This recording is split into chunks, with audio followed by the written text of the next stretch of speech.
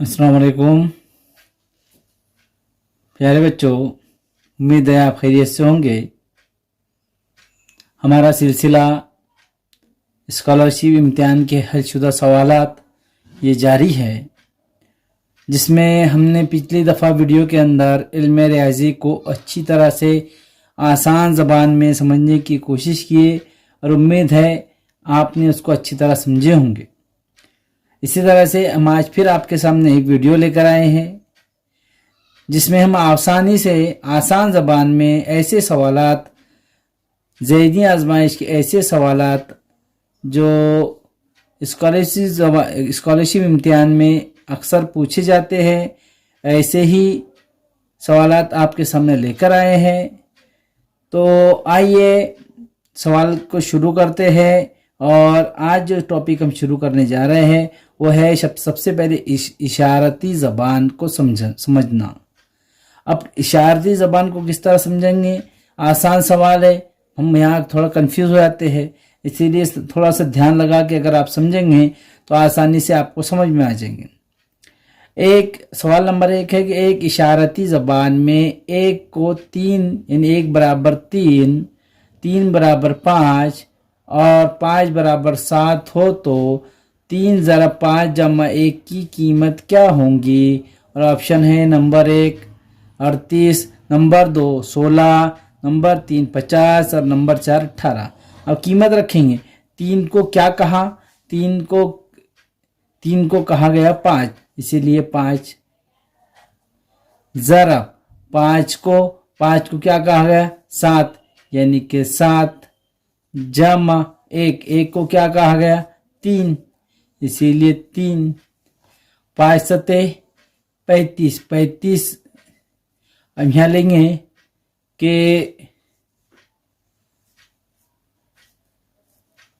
3 को 5 कहा गया 5 और 5 को 7, 5 7 पंजे 35 और 1 को 3, 35 और 3 38, यानी कि ये आएंगे 3, यानी कि 35, ये 35 जमा 3 बराबर 38, यानी कि ऑप्शन नंबर 1 इसका सही जवाब होगा।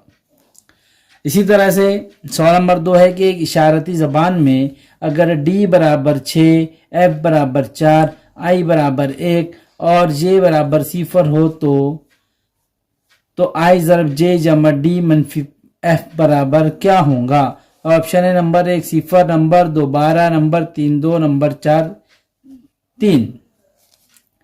अब I क्या है? 1 ज़रब J 0 जमा D 6, F मनफी F 4। कीमतें रख दिए 1 0 0, किसी भी अदद का पढ़ा 0 तक पढ़े, 0 का पढ़ा किसी भी अदद का पढ़े, उसका जवाब 0 ही आएगा। 6 में 4 गए, 6 में से 4 तो 2, यानी जवाब 2, यानी ऑप्शन नंबर 3 इसका सही जवाब होगा। इसी तरह से अगला सवाल है, सवाल नंबर 3 है कि अगर 3 बराबर 12, 4 बराबर 20 और 5 बराबर 30 और 6 बराबर 42 हो तो 7 के लिए ज़ैल में से कौन सा अदद आएगा आगे? तो हमको यहाँ तरीका ये लेना है कि 3 के बारे में 12 कहाँ तक आते हैं। अगर आप ज़हनी आजमाइश के अंदर असल में होता क्या है, क्या अगर आप एक तरीके से सवाल हल करेंगे तो दूसरी तरीके से पूछता है, दूसरे तरीके से तीसरे, तो इसी तरह 10 तरीके से आप हल कर लिए तो 11वें तरीके से। इसीलिए सबसे पहले आप सवाल हल करते वक्त सबसे पहले पूरी कॉन्फिडेंस के साथ, पूरे एतमाद के साथ सवाल को हल करें तो आसानी से, और इसकी मशक करेंगे तो आसानी से आप आपको जितनी भी जैसी भी सवाल आए आपके सामने तो आपको आसान होंगे हल करने के लिए। तो यहाँ के 3 एका 3, 3 चौक 12, 3 चौक 12, यानी कि यहाँ एक अदद ज्यादा 3 3 चौक 12, चौक यहाँ चौक आ रहा, यहाँ पंजे आना, यहाँ छक्के आना, यहाँ सत्ते आना, यानी कि 3 चौक 12, 4 पंजे 20, यानी यहाँ चौक आ रहा, यहाँ पंजे आ रहा, यहाँ छक्के आ रहा, 5 छक्का 30, 6 सत्ते 42, यहाँ सत्ते आ रहा, तो यहाँ क्या आना चाहिए? 8 आना चाहिए, यानी कि 7 ज़रब 8, 7 अड़ी 56, ऑप्शन नंबर 3 इसका सही जवाब होगा। इस तरीके से आप उसको आसानी से सेकंडों में सवाल को हल कर सकते हैं। इसी तरह सवाल नंबर 4 है कि एक इशारती ज़बान में ये जो अलामत है इसको अगर जमा लिखा जाए और ये अलामत को ज़रब लिखा जाए और ये अलामत को तफरीक लिखा जाए हो तो ये 8 और ये अलामत अभी 6, ये अलामत 4, अलामत 2 बराबर कितना होगा? तो 8 जैसा कि वैसा लिखें और ऑप्शन दिया हुआ है नंबर 1, नंबर 2 12, नंबर 3 6 और नंबर 4 8। 8 जैसा वैसा ये अलामत की जगह पे क्या रखा? जमा रखा, इसीलिए जमा रखेंगे। 6 की जगह ये 6 जैसा कि वैसा रहेगा। ये अलामत की जगह पे हमने मनफी रखा हुआ है, मनफी 4 जैसे कि वैसे रहेंगे। ये अलामत की जगह पे ज़रब रखा है, इसीलिए ज़रब 2 बराबर। तो ये दोनों की जमा करेंगे, ये दोनों की ज़रब करेंगे। 6 8 और 6 14, 4 दूनी 8, 14 में से 8 गए 6, यानी ऑप्शन नंबर 3 इसका सही जवाब होगा। इसी तरह से सवाल नंबर 5 है।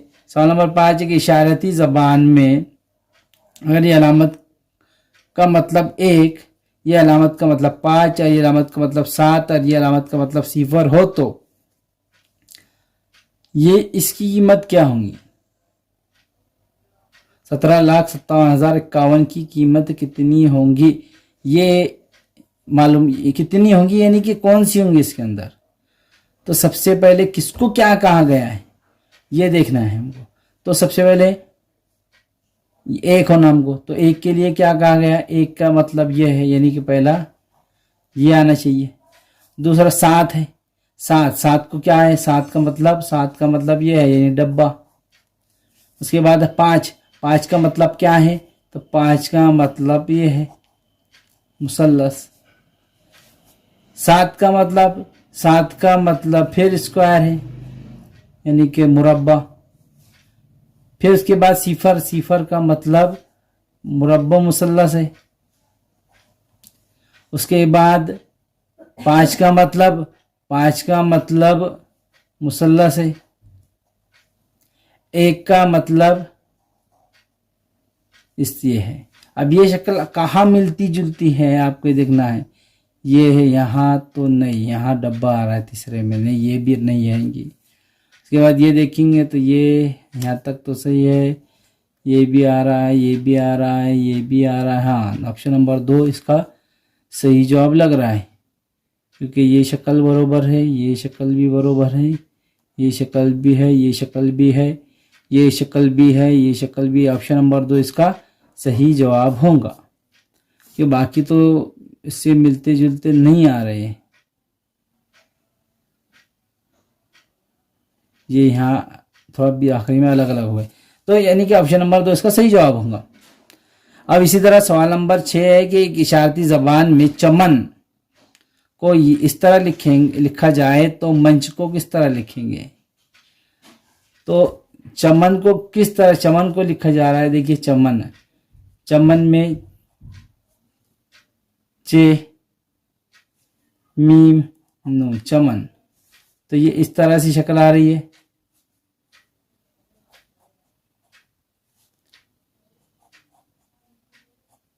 ये हो गई चमन की। तो अब मंच को लिखना है, तो मंच मीम के लिए क्या है? ये है। नून के लिए ये है, और चे के लिए आखिरी में शक्ल है। यानी कि ये शक्ल कहाँ मिल रही है? ये शक्ल किधर आ रही है? तो ये शक्ल आ रही है ऑप्शन नंबर 2। ऑप्शन नंबर 2 ये इसका सही जवाब होगा। मंच को इस तरह से लिखा जाएगा। इसी तरह से सवाल हल करना होता है। ये हमको सोच समझ कर ही सवाल को हल किया जाता है। अब सवाल नंबर 7 है कि एक ज़बान में अमन को ये इस तरह से लिखा जाए तो नाम को किस तरह से लिखेंगे? अब अमन है तो अमन इस तरह लिखेंगे, यानी कि अमन।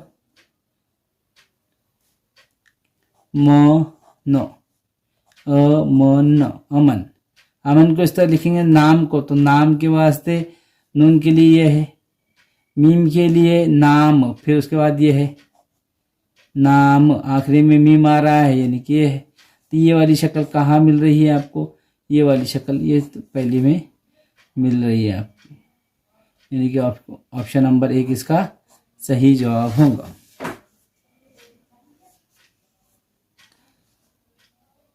सॉरी, ऑप्शन नंबर 1 नहीं रहेगा बल्कि ऑप्शन नंबर 3 इसका सही जवाब होगा, क्योंकि यहाँ जो है तो ये शक्ल नहीं मिल रही है। इसी तरह से अब देखेंगे हम ग्रुप में शामिल ना होने वाले कुछ ऐसे ही, ये जो ग्रुप में ना हो, ग्रुप से हटकर हो, यानी कि यहाँ देखेंगे ताल्लुक पहचानना है हमको, ग्रुप में शामिल ना होने यानी ताल्लुक पहचानना है। तो ताल्लुक पहचानने के लिए कतरे का ताल्लुक पानी से है, कतरा किससे बनता है, पानी से बनता है। तो शुआएं किससे बनती है, सूरज से तो नहीं बनेंगी, कि सूरज चांद से नहीं बनेंगी, हरारत से नहीं बनेंगी, बल्कि रोशनी से बनेंगी। इसीलिए ऑप्शन नंबर 4 इसका सही जवाब होगा। इसी तरह से सवाल नंबर 9 है कि नाक का ताल्लुक सूंघने से, तो जबान का लाल से बोलना, जायका और मुंह, तो जायके से रहेंगे, यानी कि जबान से हम जायका लेते चखते, इसीलिए ऑप्शन नंबर 3 इसका सही जवाब होगा। इसी तरह से सवाल नंबर 10 है कि फूल का ताल्लुक बागीचे से है, बागीचे में रहते हैं फूल, तो तालिब इल्म का ताल्लुक किससे, ऑप्शन नंबर 1 मैदान, नंबर 2 स्कूल, नंबर 3 बाग, नंबर 4 किताबें। तो बागीचे में फूल रहते, तालिब इल्म कहाँ रहते हैं, मैदान में तो नहीं, बाग में नहीं, किताबों में नहीं, बल्कि स्कूल में। ऑप्शन नंबर 2 इसका सही जवाब होगा, स्कूल में रहते हैं। इसी तरह से सवाल नंबर 11 है कि बादशाह का ताल्लुक रियाया यानी कि लोग, तो उस्ताद का ताल्लुक किससे, नंबर 1 शागिर्द, नंबर 2 ज़हीन, नंबर 4 चालाक, नंबर 4 आलम। तो उसका जवाब होगा शागिर्द, यानी कि शागिर्द स्कूल में पढ़ते हैं, तो बादशाह की हुकूमत में रियाया रहती है, तो उस्ताद की हुकूमत में यानी उस्ताद के अंडर में काम करने वाले और रहेंगे शागिर्द। तो इसी तरह सवाल नंबर 11 था। इसी तरह से अब सवाल नंबर 12 है कि इस शक्ल का ताल्लुक इससे है, तो इस शक्ल का ताल्लुक किससे होगा।